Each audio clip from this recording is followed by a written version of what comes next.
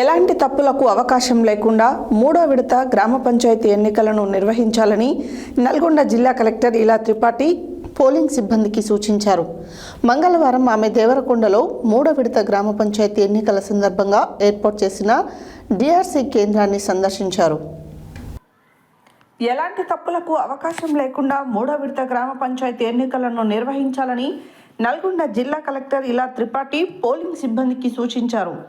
మంగళవారం ఆమె దేవరకొండలో మూడో విడత గ్రామ పంచాయతీ ఎన్నికల సందర్భంగా ఏర్పాటు చేసిన డిఆర్సీ కేంద్రాన్ని సందర్శించారు. ఎన్నికలు పారదర్శకంగా నిర్వహించాలని, పోలింగ్ సిబ్బంది సకాలంలో వారికి కేటాయించిన పోలింగ్ కేంద్రాలను చేరుకుని అవసరమైన ఏర్పాట్లు ముందే చేసుకోవాలని నల్గొండ జిల్లా కలెక్టర్ చెప్పారు.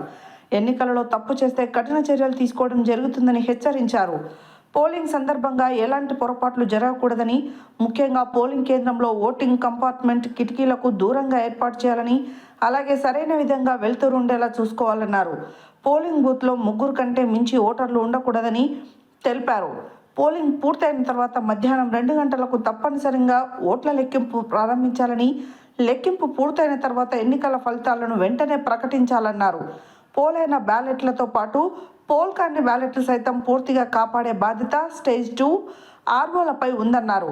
నల్గొండ జిల్లా ఎస్పీ శరత్చంద్ర పవార్ మాట్లాడుతూ, సాధ్యమైనంత త్వరగా కౌంటింగ్ పూర్తి చేయాలని, కౌంటింగ్లో జాప్యం జరిగితే చీకటి పడి తప్పులు జరిగేందుకు ఆస్కారం ఉందని, అందువల్ల కౌంటింగ్కు సాధ్యమైనన్ని ఎక్కువ టేబుల్ ఏర్పాటు చేయాలని, అలాగే ప్రతి పోలింగ్ కేంద్రంలో ప్రహరీ లేకుంటే తాత్కాలిక కంచె వేసుకోవాలని, సాధ్యమైనంత త్వరగా ఎన్నికలను పూర్తి చేసేందుకు చర్యలు తీసుకోవాలని సూచించారు.